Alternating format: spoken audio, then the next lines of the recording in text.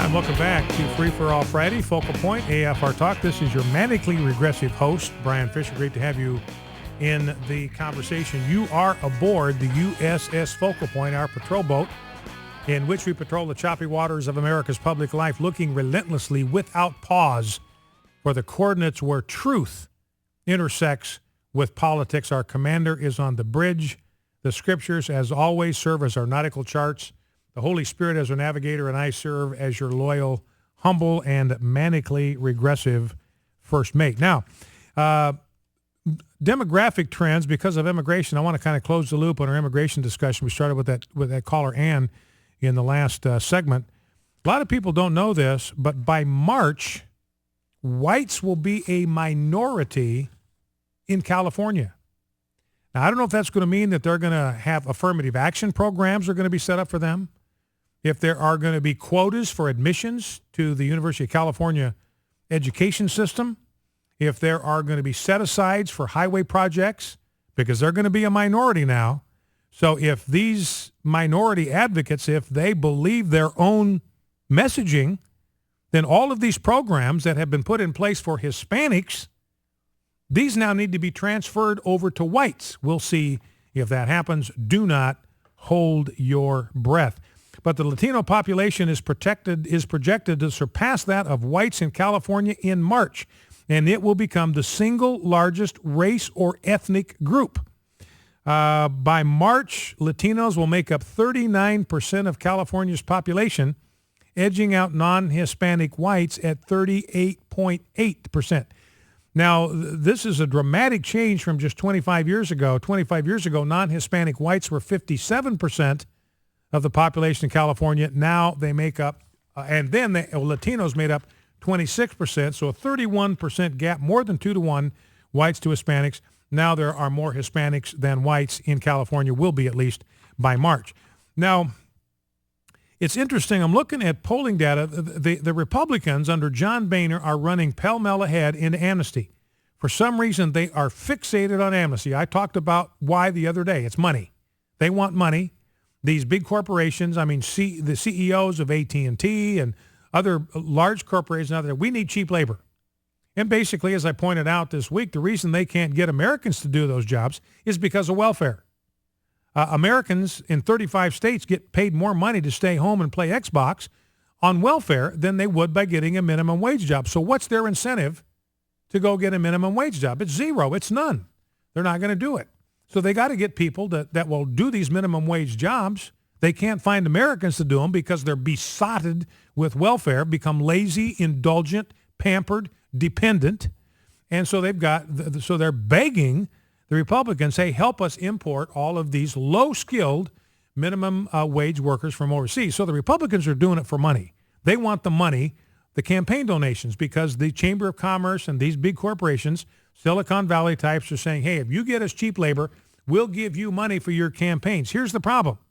88% of illegal immigrants, according to Pew, will vote Democrat if they get the chance. So if these people are legalized, which is always going to be the next step, this is the biggest voter registration drive for the Democrat Party in the history of politics. So the Republican Party is going to get money. The Democratic Party is going to get the votes. Now, who's going to win that showdown at the end of the day? So the Republicans are out there. I mean, this is the bizarre part about it. The Republicans are actually leading. Listen to me carefully, because this is the true fact. The Republicans are leading the largest Democratic voter registration drive in political history. The Republican Party is leading that effort. They are leading the largest, biggest, most massive voter registration drive for the Democratic Party in the history of the Republic. And why are they doing it? They're doing it for money. They're doing it because these corporations have promised them donations to their campaigns. But here's the reality. The GOP leadership, and we'd be glad to take calls on this, the GOP leadership is completely, absolutely, totally, utterly out of touch with the base. This is not where the base is at. The base does not want amnesty. The base wants a secure border. The base believes what we read in the scripture, that God is the one who's allotted boundaries to the nations. And therefore, a boundary is not a boundary at all unless the nation has a right to protect it and defend it and decide who comes across it. That's what makes it a boundary. That's why it's trespassing. If you own property and you put up a no trespassing sign, or it's just your property, then you get to decide who crosses your property and who doesn't. That's up to you. You are the owner. You are sovereign over that piece of turf. So anyway, that's the only point of a boundary, is that it's a line of demarcation, and you can't cross without permission. That's the whole point. Now, and the base, evangelicals, we have a biblical worldview about borders. We believe in national sovereignty. We believe in the right of a nation to define and to defend its own borders. That's what makes this, this is a kamikaze mission for the GOP. It's suicide. You are watching a party. John Boehner, Paul Ryan is leading the charge on this, the guy we used to think was a good guy. John Boehner, Paul Ryan are leading the Republican Party off of the cliff. And here's a Gallup poll that indicates that it lists all of the issues that are important to people, that concern them. And the leading issue is the size of government. 21% of the American people are concerned about the size of government, according to Gallup. That's their main concern. That's their top U.S. problem. Top U.S. problem is dissatisfaction with government, with Congress, with politicians, with poor leadership, with corruption and abuse of power, 21%.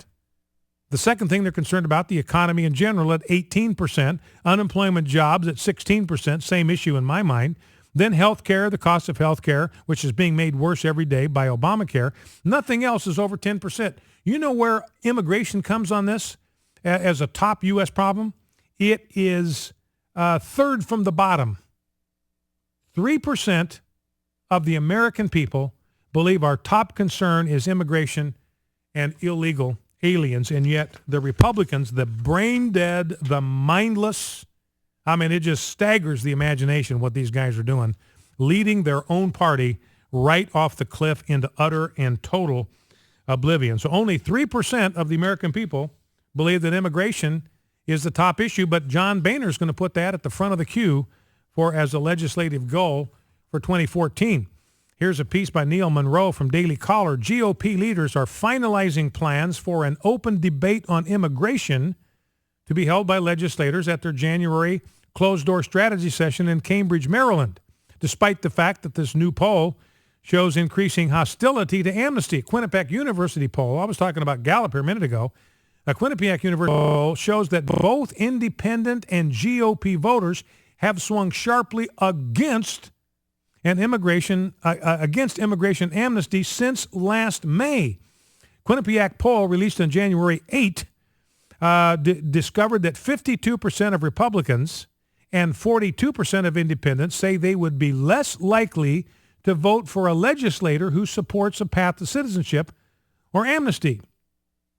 The opposition has grown by 50% since May of 2013.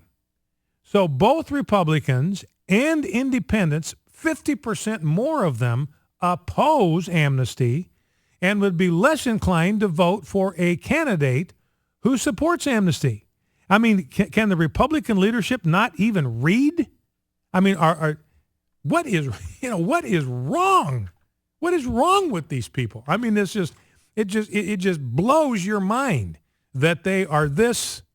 I don't know what word to use. I can't find the word that their political IQ is down in single digits. That's what this means. Their political IQ is smaller than my hat size.